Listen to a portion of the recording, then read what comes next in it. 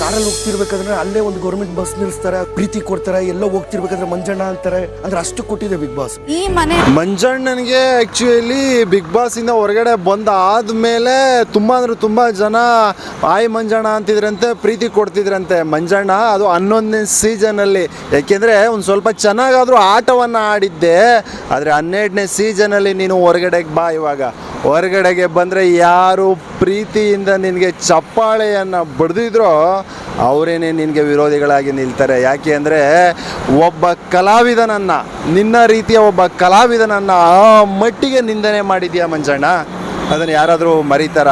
ಆ ಮಟ್ಟಿಗೆ ರೋದನೆಯನ್ನು ಕೊಟ್ಟಿದ್ದೀಯಾ ನಿನ್ನ ಒಬ್ಬ ಸಹಪಾಠಿ ಅಂತ ಇದ್ದಂಥವನನ್ನು. ನಿಜವಾಗ್ಲೂ ನೀವೆಲ್ಲರೂ ಕೂಡ ಬಿಗ್ ಬಾಸ್ ಮನೆಗೆ ಹೋಗ್ಬಿಟ್ಟ ಮೇಲೆ ನಮಗೆ ಒಂದೇ ದಿನಕ್ಕೆ ನೀವೆಲ್ಲರೂ ಹೊರಗಡೆ ಬಂದುಬಿಟ್ರೆ ಚೆನ್ನಾಗಿರ್ತಿತ್ತೇನೋ ಅಂತ ಅನ್ನಿಸ್ಬಿಡ್ತು.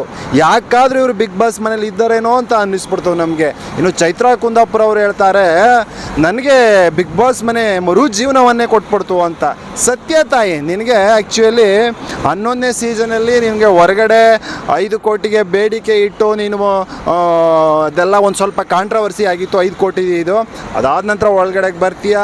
ನಿಜವಾಗ್ಲೂ ಒಳಗಡೆ ಒಂದು ಸ್ವಲ್ಪ ಅದು ಚೇಂಜಸ್ ಆಗುತ್ತೆ, ಯಾಕೆಂದರೆ ನಿನ್ನ ವ್ಯಕ್ತಿತ್ವ, ಅಸಲಿ ವ್ಯಕ್ತಿತ್ವ ಹೊರ ಬೀಳುತ್ತೆ ಬಿಗ್ ಬಾಸ್ ಮನೇಲಿ. ಆ್ಯಕ್ಚುಲಿ ಆವಾಗ ಸ್ವಲ್ಪ ನೀನು ನಿಜ ನಿನಗೆ, ಯಾಕೆಂದರೆ ಒಂದು ಮರು ಜೀವವನ್ನೇ ಕೊಟ್ಟಿತ್ತು ನಿನಗೆ, ಅದನ್ನು ತಪ್ಪೇನಿಲ್ಲ. ಆದರೆ ಈ ಸಾರಿ ಈ ಮಂಜಣ್ಣ, ಈ ರಜತ್ ಇವ್ರ ಜೊತೆ ಸೇರ್ಕೊಂಡು ನಿಜವಾಗ್ಲೂ ಅದನ್ನು ಕಳ್ಕೊಬಿಟ್ರಿ ನೀವು. ಇನ್ನು ಮೋಕ್ಷಿತಾ ಪೈ, ಅವಳು ಮಕ್ಕಳ ಕಳ್ಳಿ ಅಂತಲೇ ಹೊರಗಡೆ ಇದಾಗಿದ್ಲು, ಫೇಮಸ್ ಆಗಿದ್ರು. 11ನೇ ಸೀಸನ್ಗೆ ಅದೇ ಉದ್ದೇಶಕ್ಕೆ ಆಕೆಯನ್ನು ಒಳಗಡೆಗೆ ಕರ್ಕೊಂಡಿದ್ದದ್ದು.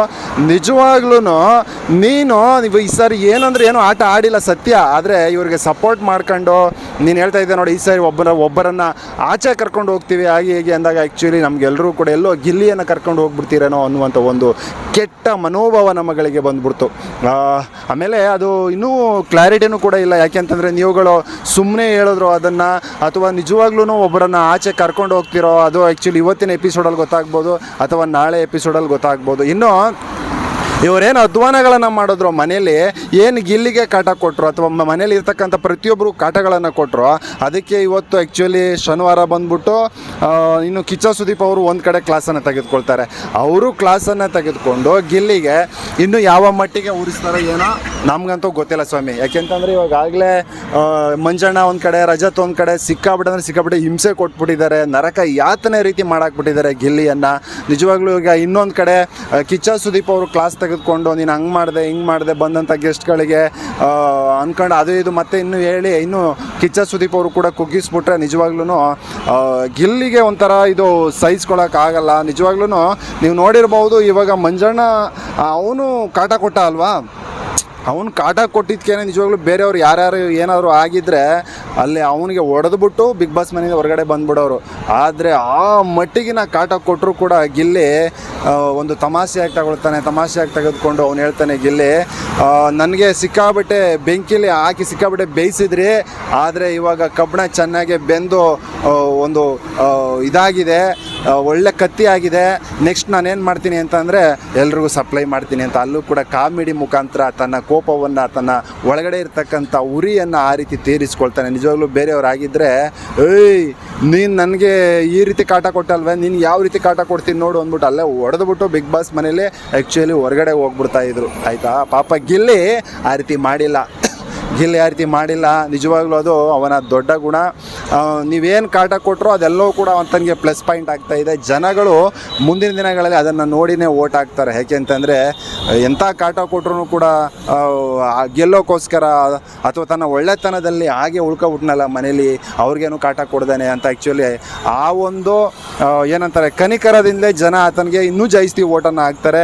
ಆ್ಯಕ್ಚುಲಿ ಅವನೇನಾದರೂ ಗೆದ್ದು ಬಂದರೆ ಅದೇ ಕಾರಣಕ್ಕೆ, ಯಾಕೆಂದರೆ ಒಬ್ಬ ಕಷ್ಟಗಳನ್ನು ಅನುಭವಿಸಿದ್ದಾನೆ ಬಿಗ್ ಬಾಸ್ ಮನೆಯಲ್ಲಿ, ನರಕ ಯಾತನೆಗಳನ್ನು ಅನುಭವಿಸಿದ್ದಾನೆ, ಇವನನ್ನು ಗೆಲ್ಲಿಸಬೇಕು ಅಂದ್ಬಿಟ್ಟು ಆ್ಯಕ್ಚುಲಿ ಬಿಗ್ ಬಾಸಲ್ಲಿ ಇನ್ನೂ ತುಂಬ ಜನ ಇವಾಗ ಅವನಿಗೆ ಸಪೋರ್ಟನ್ನು ಮಾಡ್ತಾರೆ. ಆದರೆ ನೀವು ನೋಡಿರ್ಬೋದು ಇಲ್ಲಿ ಮಂಜಣ್ಣ ಮತ್ತು ರಜತ್ ಇವ್ರು ಯಾರು ಹೊರಗಡೆ ಸಿಕ್ಬಿಟ್ರೆ ನಿಜವಾಗ್ಲೂ ಏನು ಮಾಡ್ತಾರೋ ಏನೋ ಗೊತ್ತಿಲ್ಲ, ಆ ಮಟ್ಟಿಗಿನ ಒಂದು ಟಾರ್ಚರನ್ನು ಗಿಲ್ಲಿಗೆ ಕೊಟ್ಬಿಟ್ಟಿದ್ದಾರೆ ಅವರು. ಹೊರಗಡೆಗೆ ಬಂದರೆ ನಿಜವಾಗ್ಲೂ ಸ್ವಲ್ಪ ದಿನ ಈ ಮಂಜಣ್ಣ ಆಗಿರ್ಬೋದು, ರಜತ್ ಆಗಿರ್ಬೋದು, ಇವರೆಲ್ಲರೂ ಸ್ವಲ್ಪ ತಲೆ ಮರೆಸ್ಕೊಂಡು ಹೊರಗಡೆ ಇರಬೇಕಾಗುತ್ತಾನೋ. ಯಾಕೆಂದರೆ ಗಿಲ್ಲಿಯವರ ಅಭಿಮಾನಿಗಳಿಗೆ ಆ ಮಟ್ಟಿನ ಒಂದು ಕೋಪ ದ್ವೇಷ ಈಗ ಅವ್ರ ಮೇಲೆ ಉಟ್ಕೊಬಿಟ್ಟಿದೆ.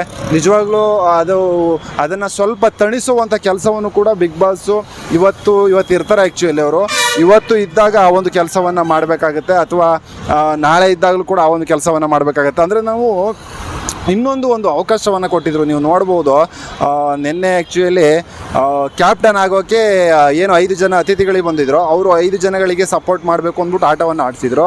ಆವಾಗ ಆ್ಯಕ್ಚುಲಿ ಇಲ್ಲಿ ಗಿಲ್ಲಿಗೆ ಏನೇನು ಪ್ರಾಬ್ಲಮ್ಸ್ ಆಗಿದೆಯೋ ಅದೆಲ್ಲವನ್ನು, ಅಥವಾ ಅವ್ನಿಗೇನು ನೋವಾಗಿದೆಯೋ ಅದೆಲ್ಲವನ್ನು ತೀರಿಸ್ಕೊಬಿಡ್ಲಿ ಅನ್ನೋ ಒಂದು ಉದ್ದೇಶ ಕೂಡ ಅಲ್ಲಿ ಇತ್ತು. ಅದಕ್ಕೋಸ್ಕರ ಆ್ಯಕ್ಚುಲಿ ಏನದು ಉಸ್ತುವಾರಿಯನ್ನು ಇವರಿಬ್ಬರಿಗೂ ಕೂಡ ವಹಿಸ್ತಾರೆ. ಯಾರೋ ಒಬ್ಬರು ಅಶ್ವಿನಿ ಗೌಡ ಅವರಿಗೆ ಮತ್ತು ಇನ್ನೊಂದು ಗಿಲ್ಲಿ ಅವರಿಗೆ ವಹಿಸ್ತಾರೆ. ಆದರೆ ಇಲ್ಲಿ ಏನಾಗುತ್ತೆ ಅಂದರೆ ಇಲ್ಲಿ ಆ ಒಂದು ನಮಗೂ ಹಂಗೆ ಅನ್ನಿಸ್ತಾ ಇತ್ತು. ಓಕೆ, ಈಗ ಸಿಗಾಕೊಂಡಿದ್ದಾರೆ ಮಂಜಣ್ಣ ಆಗಿರ್ಬೋದು, ರಜತ್ ಆಗಿರ್ಬೋದು, ಚೈತ್ರ ಕುಂದಾಪುರ ಅವರಾಗಿರ್ಬೋದು, ಮೋಕ್ಷಿತ್ ಆಗಿರ್ಬೋದು, ಇನ್ನೊಂದು ಕಡೆ ತ್ರಿವಿಕ್ರಮ್ ಅವರಾಗಿರ್ಬೋದು, ಇವರೆಲ್ಲರೂ ಸಿಗಾಕೊಂಡಿದ್ದಾರೆ. ಇವರು ಉಸ್ತುವಾರಿಯನ್ನು ವಹಿಸ್ತಾ ಇದ್ದಾರೆ. ಇವಾಗ ಸರಿಯಾಗಿ ದ್ವೇಷವನ್ನು ತೀರಿಸ್ಕೊಬಿಡ್ಲಿ ಅಂತ ನಮಗೆ ಹೊರಗಡೆಯಿಂದ ಅಂತ ಅನ್ನಿಸ್ತಾ ಇತ್ತು. ಆದರೆ ಒಂದು ಅವಕಾಶ ಸಿಕ್ಕಿದ್ರೂ ಅವರು ಆ ರೀತಿಯಾಗಿ ಅದನ್ನು ಎಲ್ಲೋ ಉಪಯೋಗಿಸಿಕೊಂಡಿಲ್ಲ. ಗಿಲ್ಲಿ ಆಗಿರ್ಬೋದು, ಅಶ್ವಿನಿ ಗೌಡ ಅವರು ಆಗಿರ್ಬೋದು ಅಲ್ವಾ. ಅದೊಂದು ಅವಕಾಶವನ್ನು ಎಲ್ಲೋ ಬಿಗ್ ಬಾಸ್ ಅವರೇ ಕೊಟ್ಟಿದ್ರು ಅಂತ ನನಗೂ ಕೂಡ ಅನ್ನಿಸ್ತು. ಯಾಕೆಂದರೆ ಇವರು ಹಿಂಸೆಯನ್ನು ಕೊಟ್ಟಿದ್ರಲ್ಲ, ಯಾವ ಮಟ್ಟಿಗಿನ ಹಿಂಸೆಯನ್ನು ಕೊಟ್ಟಿದ್ರಲ್ಲ ಅದನ್ನು ತೀರಿಸ್ಕೊಬಿಡುವಂಥ ಒಂದು ಉದ್ದೇಶ ಅಲ್ಲಿತ್ತು. ಬಟ್ ಅದನ್ನು ಈಡೇರಿಸ್ಕೊಂಡಿಲ್ಲ. ಬಟ್ ಬಿಡಿ, ಇರಲಿ. ಆದರೆ ಇನ್ನೂ ಇವತ್ತು ಇನ್ನೇನು ಕೊಡ್ತಾರೋ ಏನೋ ಗೊತ್ತಿಲ್ಲ. ಆದರೆ ಇವತ್ತು ನೀವು ನೋಡಿರ್ಬೋದು, ಈ ಪ್ರೋಮೋದಲ್ಲಿ ಹೇಳ್ತಾರೆ ನಮಗೆ ಬಿಗ್ ಬಾಸಿಂದ ಅದು ಸಿಕ್ತೋ, ಇದು ಸಿಕ್ತೋ, ಹಂಗಾಯಿತು ಹಿಂಗಾಯಿತು ಅಂತೆಲ್ಲವೂ ಕೂಡ ಹೇಳ್ಕೊಳ್ತಾ ಇದ್ದಾರೆ. ಮಂಜಣ್ಣ ಆಗಿರ್ಬೋದು, ರಜತ್ ಆಗಿರ್ಬೋದು, ಇವರೆಲ್ಲರೂ ಕೂಡ.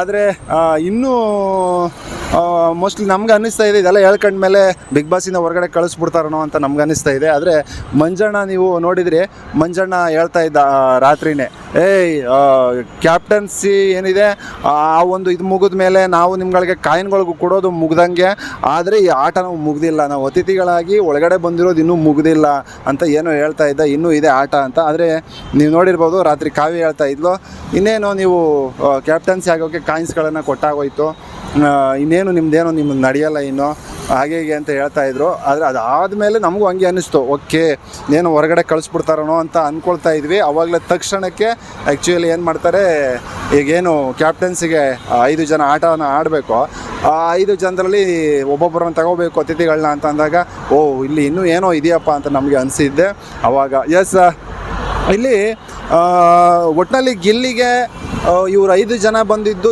ಏನು ತೊಂದರೆಗಳನ್ನು ಕೊಟ್ಟರು, ಏನು ತೊಂದರೆಗಳನ್ನು ಮಾಡಿದ್ರು, ಅದು ಪ್ಲಸ್ ಪಾಯಿಂಟ್ ಆಗುತ್ತೆ ಮುಂದಿನ ದಿನಗಳಲ್ಲಿ. ಯಾಕೆಂದರೆ ಅವನು ಇನ್ನು ಯಾವ ದೊಡ್ಡ ಮಟ್ಟದ ಒಂದು ಆಟವನ್ನು ಆಡದೇ ಇದ್ರೂ ಕೂಡ ಜನ ಸಿಂಪತಿಯಿಂದಲೇ ಆತನನ್ನು ಕೈ ಹಿಡಿಯುವಂಥದ್ದು ಬಹಳ ದೂರದಲ್ಲಿ ಇಲ್ಲ. ಯಾಕೆಂದರೆ ಈಗಾಗಲೇ ಓಕೆ, ಅವನಿಗೆ ತುಂಬ ಜನ ವಿರೋಧಿಗಳಾಗಿದ್ದವರು ಕೂಡ ಇಷ್ಟಪಡೋಕ್ಕೆ ಸ್ಟಾರ್ಟ್ ಮಾಡಿಬಿಟ್ಟಿದ್ದಾರೆ ಈಗಾಗಲೇ. ಯಾಕೆ ಇಂಥ ವೇದನೆಗಳನ್ನು, ಇಂಥ ಹಿಂಸೆಯನ್ನು ಅನುಭವಿಸಿದಾನಲ್ಲ ಅವನನ್ನು ಗೆಲ್ಲಿಸೋದ್ರಲ್ಲಿ ಯಾವುದೇ ಡೌಟ್ ಬೇಡ ಅಂತ ಅವನಿಗೆ ಓಟ್ಗಳನ್ನ ಹಾಕೋಕ್ಕೆ ಸ್ಟಾರ್ಟ್ ಮಾಡ್ಕೊಂಡಿದ್ದಾರೆ. ಓಕೆ, ಇರೋದು ಇನ್ನೊಂದು 40 ದಿನ, ಎಕ್ಸ್ಟ್ರಾ ಒಂದು 10 ದಿನ ಅಥವಾ 20 ದಿನ ಇರ್ಬೋದು ಬಿಗ್ ಬಾಸು. ಆದರೆ ನಮಗೆ ಇವಾಗ ಆಗಲೇ ಗೊತ್ತಾಗ್ಬಿಟ್ಟಿದೆ ಈ ಸಾರಿ ಗೆಲ್ಲೋದು ಪಕ್ಕ ಗಿಲ್ಲಿನೇ ಅಂತ.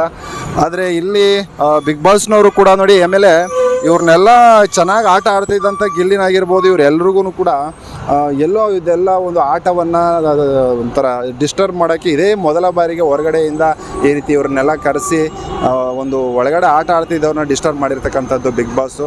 ಇದು ಒಂದು ಹಿಸ್ಟ್ರಿನೇ, ನಿಜವಾಗ್ಲೂ ಹಿಸ್ಟ್ರಿಲೇ ಯಾವ ರೀತಿ ಯಾವತ್ತೂ ಇರಲಿಲ್ಲ ಈ ರೀತಿ. ಓಕೆ, ಇದೆಲ್ಲ ಮುಂದೆ ಹೇಗಾಗುತ್ತೆ ನೋಡೇ ಬಿಡೋಣ ನಾವು.